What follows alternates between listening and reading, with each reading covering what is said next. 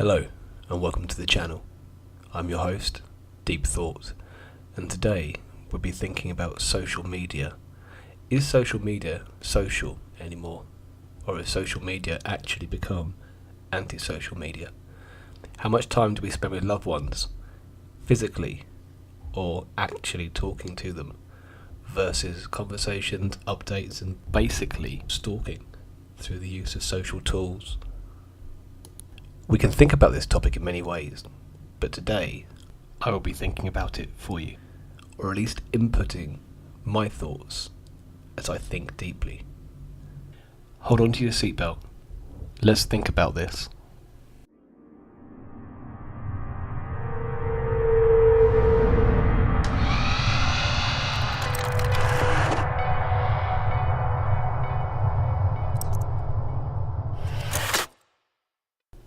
Before the invention of social media, local life, telephone calls, letters in the mail and telegrams were the way that we would interact.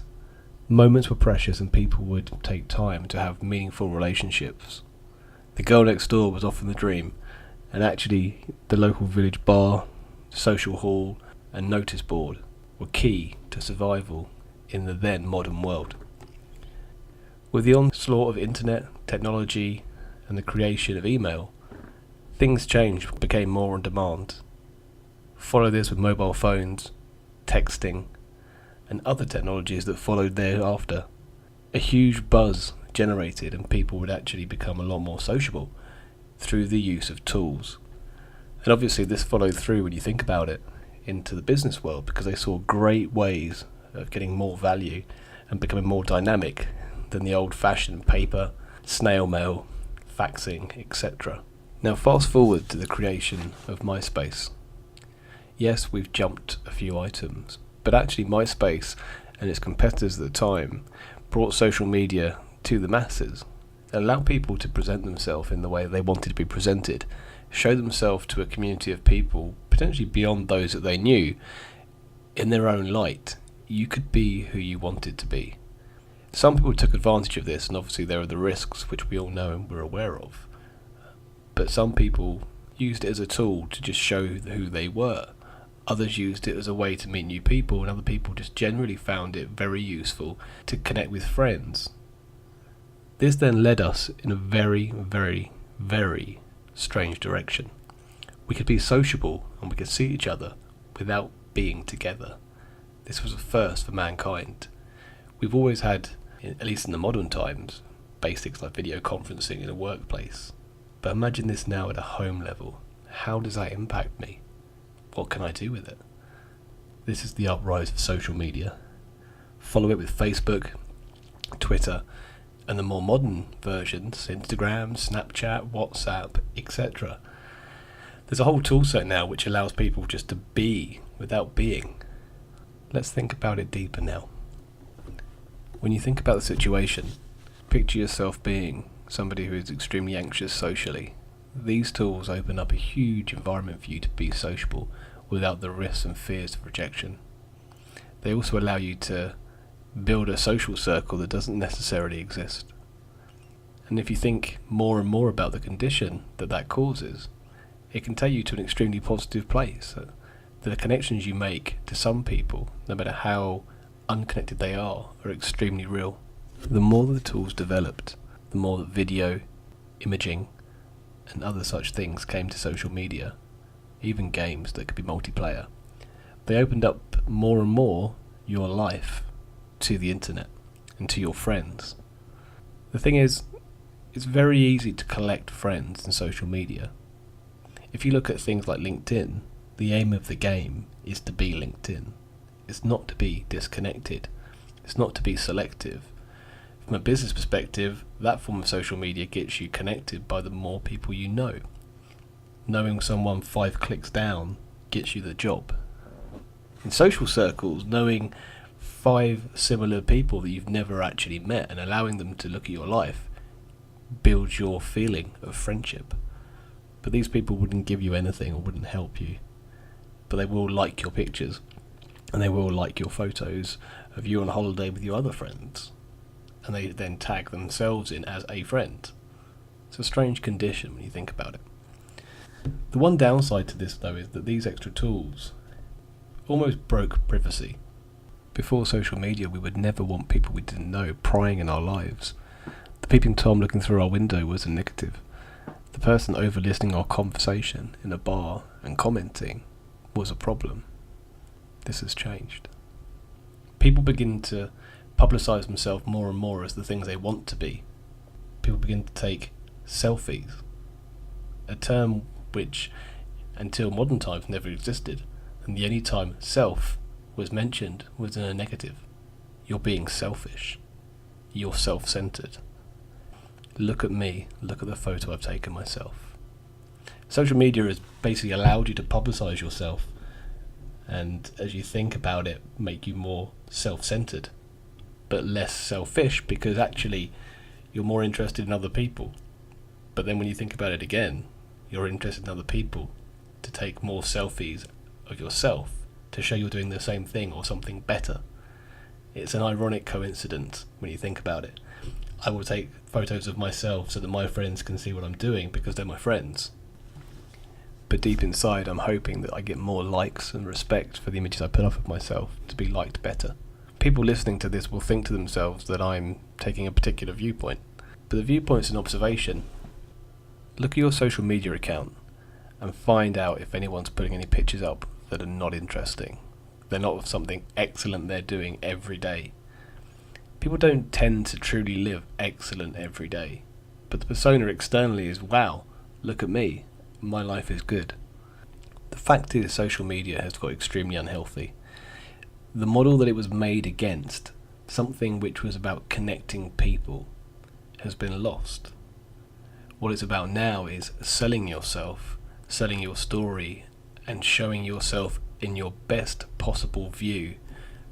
But by being such a platform of voyeurism, almost, it's stopped people actually interacting. When you look back at the past, whether that be through your own life, comments from your friends and family, or reflect into things such as scenes from movies, an episode of Friends, you would go out socially, meet friends, walk in the park, all kinds of things that involve scheduling something and being with people. More recently, Costa Coffee, Starbucks and places like that have helped to pull people back together. But even now, they offer free Wi-Fi and a lot of people tend to go there, buy a coffee, and if you observe, you will see 3, 4, 5, 10 people sitting around one Costa, not talking, even when they're sat together, just looking at their phones online to find out what's happening. And ironically, often of profiles of the people who are sitting around the table with them. The birth of social media happened about the same time as the birth of online social dating. I guarantee you, when you research it and look into it, profile accounts increased dramatically with an uptake as people became less social, because less social means it's much harder to find someone who's correct for you. People tend to look down at their tablets and their phones when they're walking. I think there was a term at some point called the Apple neck, because people were looking so much on social media on their phones as they walked, they were developing a curve. Now, if you're not looking where you're going, how can you see your future coming? How can you see Mrs. Right or Mr. Right coming past you to start a conversation? And if you've lost the art of conversation, how can you ever hope to bump into the right person without social media? There are conditions now that social media has been linked to about addiction and about depression, because people through social media have become extremely disconnected, or they've become so obsessed with checking their profiles. It's the last thing they do at night and the first thing they do in the morning. It's great to be connected, but when you look at the analytics around this, mental health has fallen because of social media. Analytics is an interesting viewpoint now, because social media as a platform, if we look at the things that happened with Facebook recently, have been selling our data and analysing us for many years. A platform that was made to make us social actually is taking information about us and making us less unique.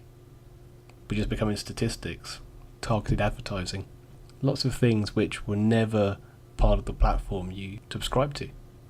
You wanted a tool that would just give you access to people, and now it gives you access to the best dishwasher. To summarise, is social media antisocial? Yes, it is. Social media, originally, as a tool in its most basic form, was a great concept. But like most things in the modern world, it's been weaponized. It's been turned into something that's a commodity to allow businesses to understand us, target us, something to isolate us. It's turned the world into self-obsessed people who are more self-centered and potentially even narcissistic than social. I challenge you to look through your profiles, look through your friends list, and find people that you haven't talked to verbally for the past 6 months or longer and remove them. The feeling when you highlight those people, which will probably be about 2/3 of your profile, to delete them, will probably fill you with dread, because when you try this, it's extremely difficult to feel like you're disconnecting from people.